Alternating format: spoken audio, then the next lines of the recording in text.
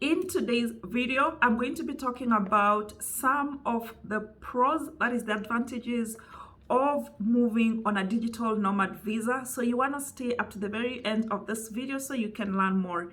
In my last video, I talked about the 51 countries that currently allow you to move and work as a remote worker or as a digital nomad. Hence the reason why I have decided to expound on this topic today to cover some of the advantages of going to different countries as a digital nomad or as a remote worker. So basically, what is a digital nomad visa? What is a remote worker visa? It is a visa that allows you as a worker or a self-employed person to move to another country and to legally work as long as you work for a company or an employer that is not in that country that has issued the visa. So this country will give you a temporary resident permit to legally work as long as the employer or your client is outside the country issuing the visa. So typically, digital nomad visas and remote work visas are between 6 months to 1 year, and they are generally renewable. So the main difference between a digital nomad visa or a remote work visa and a tourist visa is that most tourist visas give you between 30 days to 90 days to stay in a country at a time, and then you must leave for a given period before you can return. So typically it's about 90 days. So the digital nomad visas may or may not lead to permanent residence. And as I mentioned in my previous videos, there are different factors to consider when you are deciding on a country to move to as a digital nomad or as a remote worker, because currently, as at the shooting of this video, we have 48 countries throughout the world that allow you to move there and legally work as a digital nomad or as a remote worker. And we have another about 6 countries that are yet to formally open up their digital nomad or remote work visas. But generally, the factors to consider include the cost of the visa, the application requirements, the application process, the length of stay, and tax rules, as well as how much is the minimum income requirement. So for example, Iceland would ask you to show proof of at least 7,700 euros, while a country like Portugal might ask you for just 2,800 euros. So it really varies from country to countries. So let's quickly look at some of the pros of immigrating or moving to another country on a digital nomad or remote work visa. So the number one pro is the ability to stay in a country for longer periods. So for example, countries like Georgia and Albania may give you like a longer period tourist visa, but not many countries give you that advantage, hence the advantage you get from a digital nomad visa. So when you don't have the advantage of a country like Georgia or Albania that gives you extended tourist visa, then you have to keep doing the visa runs. So this is one advantage that the digital nomad or the remote work visa will give you. So this results in peace of mind for you. And also, if you want to travel, like do slow travel and you're very conscious of your carbon footprint, this is an advantage for you. If you want to live as a local, then this visa allows you to do just that. You also get to stick to a budget and even negotiate things like rent for longer term periods. If you're going through an Airbnb, you can negotiate longer periods, which are usually much cheaper. And then if, let's say, you are an elderly remote worker or excuse me, you have young kids and you just don't have the energy for doing the visa runs, then a digital nomad visa or a remote work visa would be appropriate for you. The number two pro or advantage of a digital nomad visa or an remote work visa is the tax benefits that come with some of these visas. And these tax benefits have been put in place by the different countries to entice digital nomads or remote workers. So for example, a country like Barbados, a country like Georgia will give you 1 year tax-free status just on your digital nomad or remote work visa. And then for Greece, for example, as long as you stay in the country for at least 7 years, they will only tax 50% of your income. So that's an advantage. A country like Cayman Islands for the longest time has had zero tax, even before the digital nomad visa came about. We have countries like Dubai that also charge zero tax. So those are some of the advantages of moving to these countries as a digital nomad.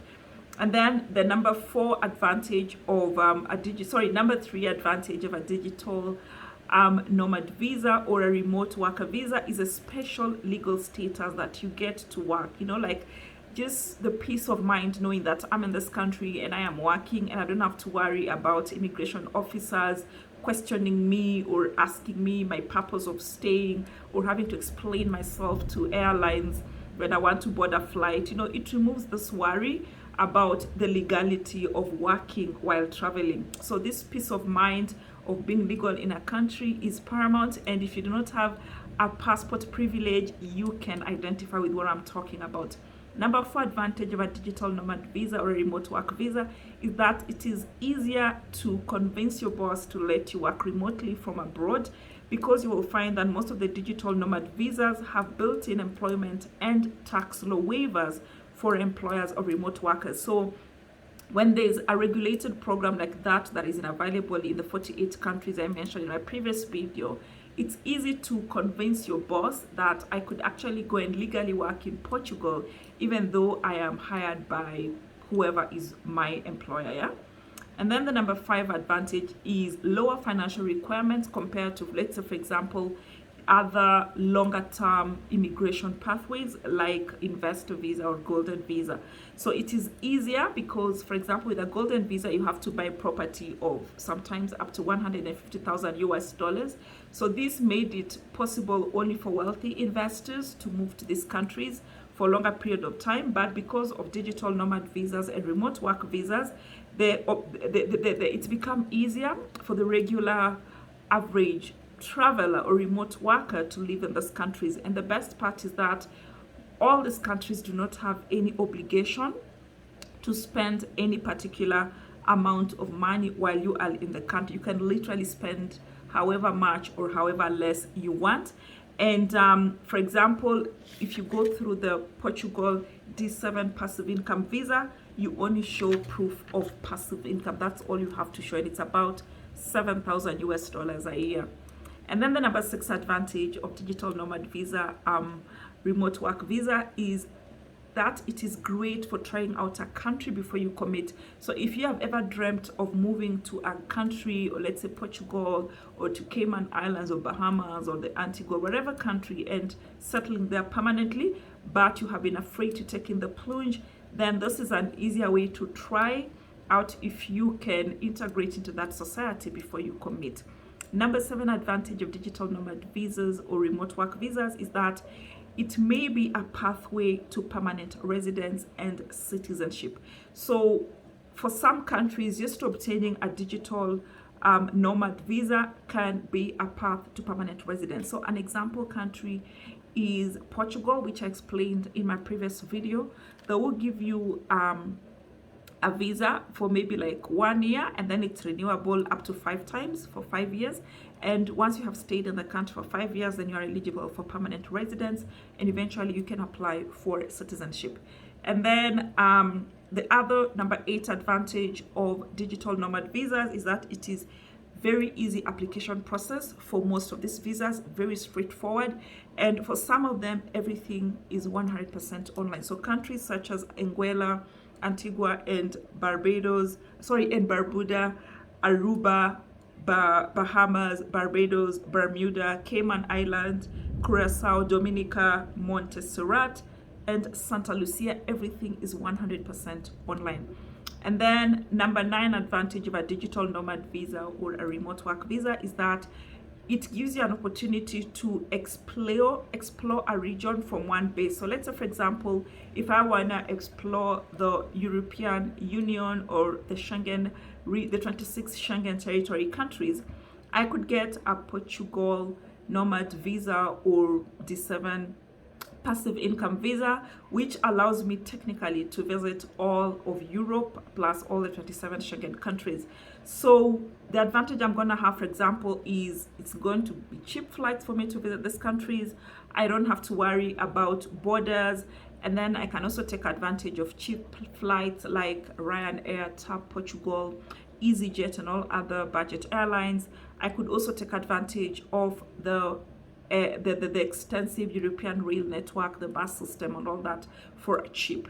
So just by being in this region, I can visit that area. If similarly in the Americas, I could settle in Costa Rica or Panama and explore the entire of the Americas. So those are some of the advantages that you get by just being a nomad visa. Last but not least, it is an opportunity to get the stamps on your passport, which, as we have learned, is an added advantage for you, especially when you're applying for other visas that are very elusive. We've talked about them in the comment section below.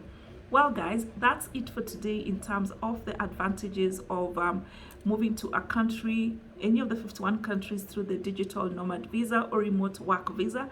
Make sure to watch my next video where I'm going to be talking about the disadvantages of moving to these countries on a digital nomad visa or on a remote work visa. As usual guys, if you found this video helpful, please remember to give it a thumbs up, leave a sweet comment below, and share it with all other people in your networks. Thank you for staying to the very end. I will see you on the next one. Bye guys.